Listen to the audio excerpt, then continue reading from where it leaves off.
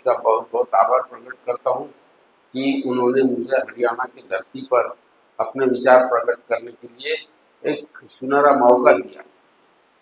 और मैं आप सभी लोगों का बहुत बहुत दिल से आभार व्यक्त करता हूँ कि आप इतनी बड़ी संख्या में यहाँ उपस्थित हुए। एक नई क्रांति की दिशा हमें तैयार करनी है, क्योंकि यही हमारा जीने का आधार है। तो मैं अपनी पूरे अनुभव को आपके साथ साझा करता हूँ। मैं पहले मेरा परिचय देता हूँ। मेरा नाम सुभाष शर्मा है। मैं 1975 से मुख्य रूप से खेती में सम्मिलित हुआ, खेती के उद्योग में सम्मिलित हुआ। 1975 से 1994 तक मैंने बहुत रासायनिक खाद की खेती की, जहरीले उपकरणों का बहुत अत्यधिक, उसको दवा नहीं कहूँगा मैं, वो खतरनाक जहर का इस्तेमाल किया, महंगे बीजों का इस्तेमाल किया और उनसे खेती की शुरुआत की। तो 1975 से मेरे जीवन में एक था कि श्रम के पीछे खुशहाली छिपी है। उस श्रम को पूरी निष्ठा के साथ मैंने कृषि में लगा दिया था, उस केमिकल फार्मिंग। बड़े बड़े अवार्ड मिले मुझे केमिकल की खेती में पैदावार निकालने के लिए। बहुत अच्छी पैदावार की, बहुत पैसा कमाया उसमें। पैसा कमाने का समय था 1983 तक, कई अवार्ड ले चुका था जब तक। तो कहावत है श्रम के पीछे तरक्की छिपी है, ये मुझे ऐसी अनुभूति महसूस हुई। लेकिन 85 के बाद धीरे धीरे मेरे उपज में गिरावट आने लगी और खर्च भी बेतहाशा खर्च बढ़ने लगे। उसका एक मैं सिंपल एग्जांपल देता हूँ, खर्च कैसे बढ़ने लगे। हम बैंगन को हर सीजन उगाते थे। अब और सीजन उगाना बैंगन का, तो उसको बारिश में लगाते थे। बारिश यानी और सीजन में, उसका नेचर की विपरीत सीजन में, क्योंकि उस समय दाम बहुत मिलते थे। तो हम लोगों को उसके रिकॉर्ड दाम मिलते गए। हमने लाखों रुपया प्रति एकड़ बैंगन से कमाए।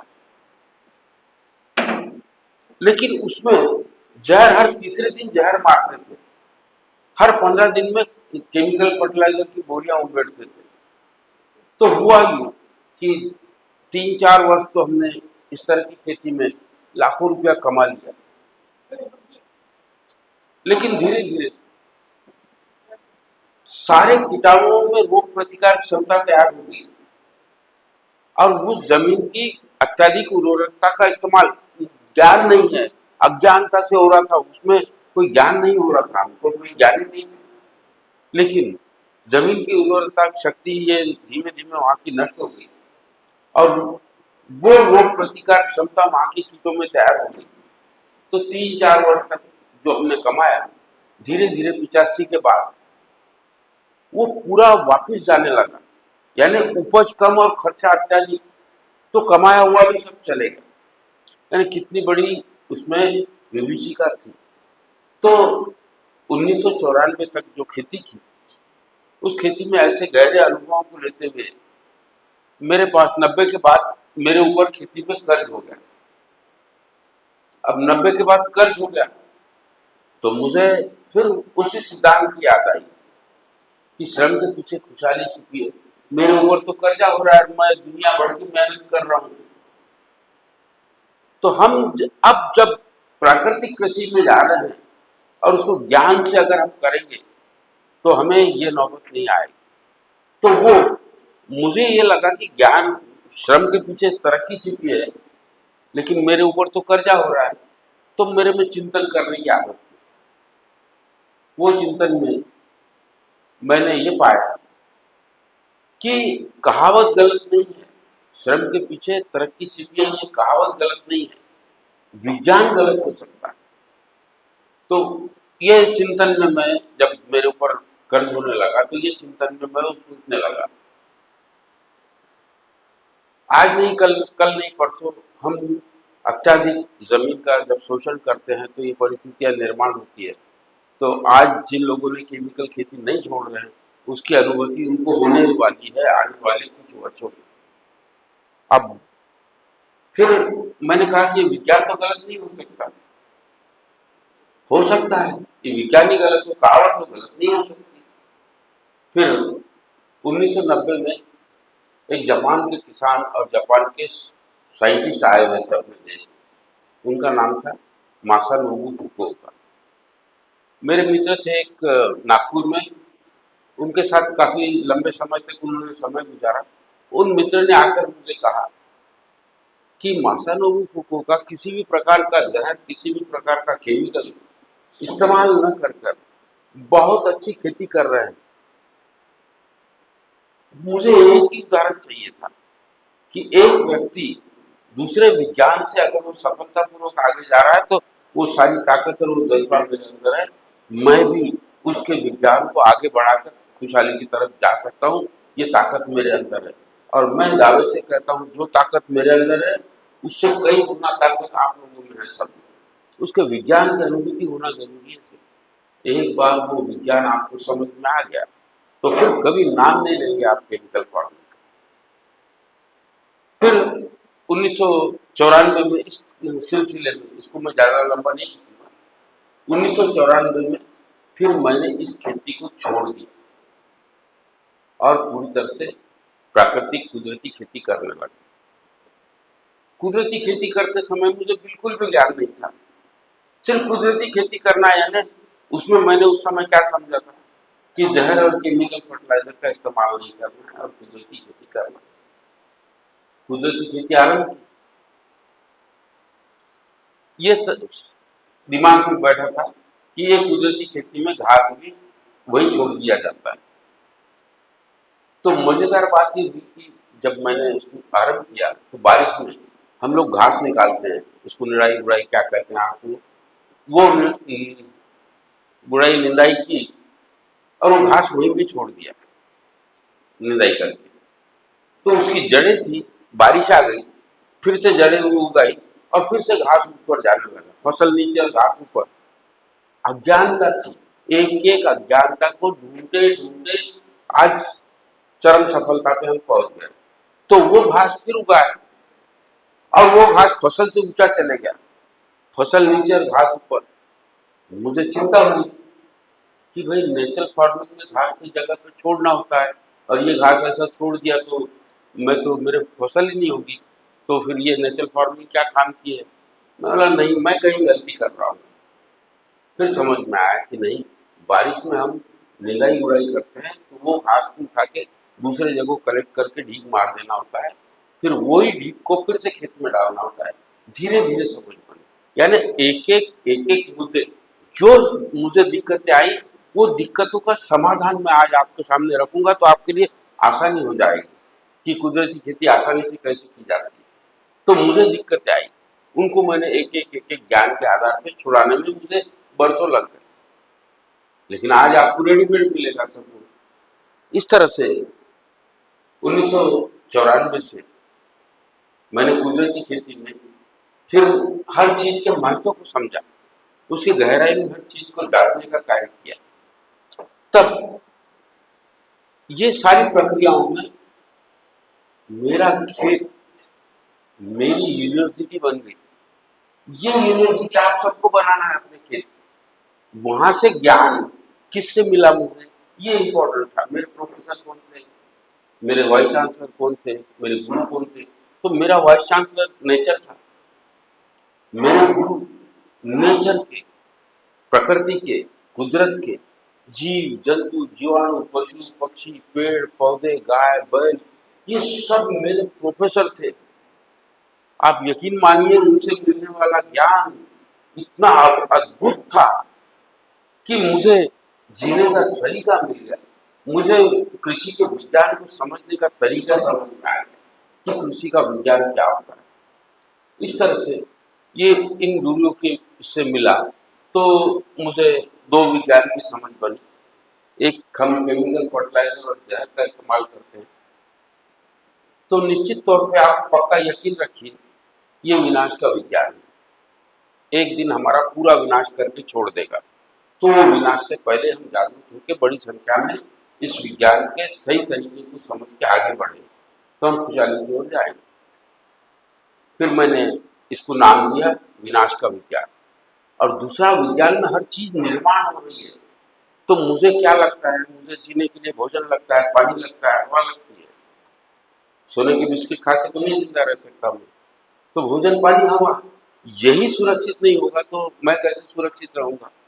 तो इसके बाद फिर मैंने भोजन के विज्ञान को समझा, पानी के विज्ञान को समझा और सांस लेने वाले विज्ञान को समझा कि इन्हीं से सारा काम संचालित होता है। अब ये दो विज्ञान को समझते समय आज के परिवेश में हमारे कृषि के सामने की समस्याओं को समझा कि मेरे भाई लोग आज अगर कन्वर्ट होना चाहे तो उनके सामने समस्या क्या है। पहली वो समस्याओं से निकलकर वो इधर नेचुरल फार्मिंग में जाते हैं तो पहले वर्ष से उसको सफलता कैसे मिले, इस विषय में एक चिंतन किया। तो देखिए आज अपने सामने सबसे बड़ी समस्या जो मुंह बाए खड़ी है किसानी के सामने, वो है क्लाइमेट चेंज। क्लाइमेट चेंज हमारे लिए सबसे खतरनाक एक वातावरण का बदलाव। ये वातावरण के बदलाव को समझना ही पड़ेगा हमको, नहीं तो होगा क्या। चाहे आप केमिकल की खेती करते हो चाहे कुदरती खेती करते हो, दोनों खेती में इसके परिणाम से हमारी पैदावार के ऊपर बहुत बड़ा असर गिरेगा। यानी फसल को ठंड चाहिए और ठंड नहीं गिरी और गर्मी रही तो उसकी पैदावार पर असर होगा, फिर चाहे आप किसी भी प्रकार की खेती करते हो। दूसरा, ये समझ में आया कि ये वातावरण के बदलाव से हमारे स्वास्थ्य के ऊपर इसका बहुत घातक असर होगा। यानी पर्यावरण के बदलाव से स्वास्थ्य के ऊपर घातक असर हुआ तो हमारा जीने का आधार रहेगा कैसे। तो पर्यावरण का बदलाव, वातावरण का बदलाव, ये बहुत गंभीर संकट है आने वाले कल में हमारे एग्रीकल्चर के सामने। दूसरी बात समझ में आई ये सब करते हुए कि मेरे किसानों के सामने आज समस्या क्या है। दूसरी समस्या में ये समझ में आया कि मेरे किसानों के सामने सबसे बड़ी समस्या है सॉइल फर्टिलिटी, क्योंकि इस विज्ञान को हमने समझा ही नहीं कि सॉइल फर्टिलिटी का विज्ञान ये होता कैसे, कैसे डेवलप होता है। तीसरा, ये समझ में आया आपके हरियाणा में तो मुझे वो नहीं दिखा, लेकिन देश का अधिकतर भाग में भूगर्भ के पानी का जल स्तर इतना नीचे चले गया है कि जो आज खतरे के निशान पे जाके पहुंच गया है। आपके हरियाणा में काफी ऊंचा देखा है मैंने पानी, ये प्रकृति का वरदान है हमें। लेकिन ये ऊंचा पानी हमें कितना चाहिए, क्या चाहिए, इसके बारे में भी हमें चिंतन करने की जरूरत है। तो तीसरी समस्या हमारे सामने है पानी की। पानी का इस्तेमाल कितना चाहिए और कितना संग्रह करना चाहिए, इस विषय में भी कुदरती खेती का मूल आधार ही होता है। तो तीसरी समस्या आज आपके सामने नहीं लेकिन देश के सामने, भूगर्भ का पानी का जल स्तर तेजी से नीचे जा रहा है। उसके वजह से जमीन के अंदर का तापमान बढ़ रहा है, ऊपरी तापमान से हम देख रहे हैं। तो इसके पूरे सबके सजीवों पे, हेल्थ के ऊपर इसका इफेक्ट होगा। चौथा जो है प्रॉब्लम, वो है पर्यावरणीय असंतुलन। आज पर्यावरणीय असंतुलन इतना हो गया है कि हम देखते हैं सांस की बीमारी से 15 लाख लोग मर जाते हैं अपने देश में। कितने लोग मरते हैं? 15 लाख। किसी युद्ध में नहीं मरते, उससे ज्यादा ये वातावरण के बदलाव के वजह से हम सांस की बीमारी से मर जाते हैं। ये सांस की बीमारियां तो बढ़ती जाएगी अगर इस विज्ञान को हमने नहीं समझा तो। तब क्या होगा? तब भयावहता देखेंगे। यानी सबसे बड़ा पर्यावरणीय असंतुलन की वजह से सारे सजीव, अब उसमें सजीव में हमारे पेड़ पौधे भी आ गए, पेड़ पौधे के स्वास्थ्य के ऊपर उसका असर होगा। इस तरह से प्रकृति को पहले समझना है, हमारे सामने के चैलेंज को समझना है। ये चैलेंज को सुलझाने ये चैलेंज को समझते समझते फिर मेरा ध्यान गया धीरे धीरे कि समाधान हमें इसमें प्राप्त करना है। तो जहाँ जहाँ से भी समाधान की बातें, उसके विज्ञान को समझना है हमें कि समाधान कैसे मिलेगा। तो धीरे धीरे मेरा ध्यान समाधान के लिए, मैंने कहा यार पृथ्वी करोड़ों साल से हरी भरी थी, ये हरी भरी क्यों थी? पहले इस बात को समझे, कुदरती खेती करते हैं। कल मैंने भीम सिंह जी की खेती देखी, अपने फूल कुमार जी की खेती देखी। शायद इनको पता है या नहीं पता है, पता नहीं, इनकी खेती अच्छे से क्यों पक रही है। इनकी खेती अच्छे से पकने का कारण, इनके खेत में इन्होंने माइक्रो क्लाइमेट बना दिया है, जिसका ज्ञान उन्हें है या नहीं पता नहीं, मुझे होगा क्योंकि वो सब कर रहे हैं। तो वो माइक्रो क्लाइमेट से एक पौध को, एक मनी प्लांट होता है, मुझे बताइए उसको पानी में डाल देते हैं आप, उसमें कोई खाद डालते हैं क्या बाहर से? वो अपने आप बढ़ते चलता है। तो प्रकृति के वातावरण से उसको मिलता है और वो बढ़ते चल जाता है। जंगल में किसी बड़े पौध को देखिए, वहां कोई केमिकल फर्टिलाइजर डालने जाता है क्या? लेकिन वातावरण से मिलता है। क्यों मिलता था? करोड़ों साल तक धरती हरी भरी क्यों थी? कि एक माइक्रो क्लाइमेट था एक पृथ्वी के ऊपर। वो माइक्रो क्लाइमेट, कोई भी पौध को, हम आम की गुठली डालते हैं तो उसका वजन कितना होता है? 10 ग्राम, 20 ग्राम, 25 ग्राम। वो गुठली डाल के फिर वो सैकड़ों आम लगते हैं, उनका वजन कितना बड़ा होता है? जब आप नीचे की उसकी धरती जमीन का, उसका मिट्टी का आकलन करोगे तो मिट्टी का अंश तो गया ही नहीं, जैसे कि वैसे ही मिलता है आपको, थोड़ा बहुत जाता है। तो इतने बड़े आम के पेड़ को बनाया किसने? एक माइक्रो क्लाइमेट ने बनाया है उसको। वो माइक्रो क्लाइमेट की वजह से वो पेड़ बनता है। तो वो बनाने की कला हमको नेचुरल फार्मिंग में तैयार करने की जरूरत है आज, कि वो कला आनी चाहिए। इस तरह से ये कला कहाँ से मिलेगी, मैं ये सोचते रहा। तब मैंने प्रकृति का अभ्यास चालू किया। करोड़ों साल से जो धरती में एक सुंदरता थी, हरी भरी थी, उसका अभ्यास किया। उसके अभ्यास में मुझे सही में एग्रीकल्चर यानी क्या ये समझ बनी। उसकी पहले बात मैं करता हूँ। उसके लिए आप 3 बातें लिखिए। कृषि यानी क्या, वो मुझे कहाँ से मिला? जो सृष्टि का निर्माण हुआ, करोड़ों साल से धरती थी हरी भरी, उसमें से 3 बातें समझ में आई। कृषि यानी क्या?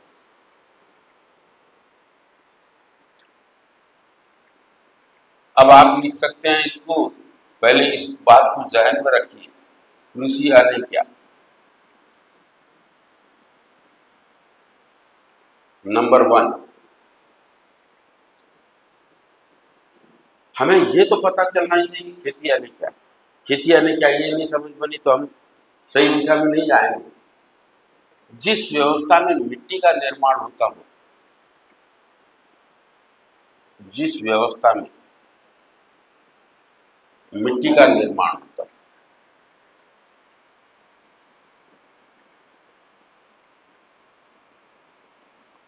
इससे शुरुआत करके हम आगे बढ़ेंगे। निर्माण,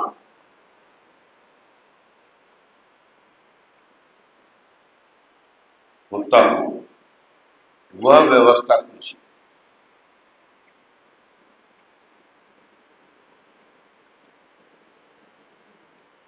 फिर बात समझ में आई, पानी के साथ संबंधों को समझना यानी कृषि। पानी कितना चाहिए, आता कैसे है, जाता कैसे है, ये बात को समझना यानी कृषि। तो पानी के ऊपर आप केंद्रित हो जाओ कि मेरे फसल को कितना पानी चाहिए, मुझे बारिश के पानी के साथ संबंध कैसे रखने हैं, मेरे पानी का अत्यधिक हो रहा है नहीं हो रहा है। तो दूसरा, जिस व्यवस्था में पानी का निर्माण होता हो,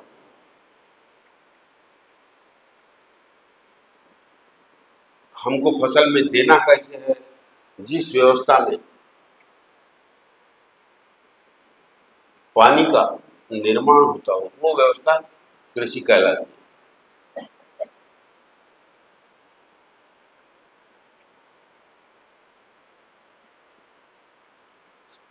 वह व्यवस्था कृषि कहलाती है।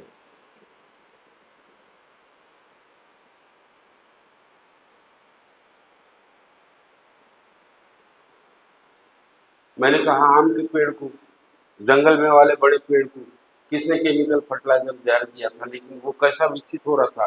तो उसका कारण था पर्यावरण। जिस व्यवस्था में पर्यावरण का निर्माण होता हो,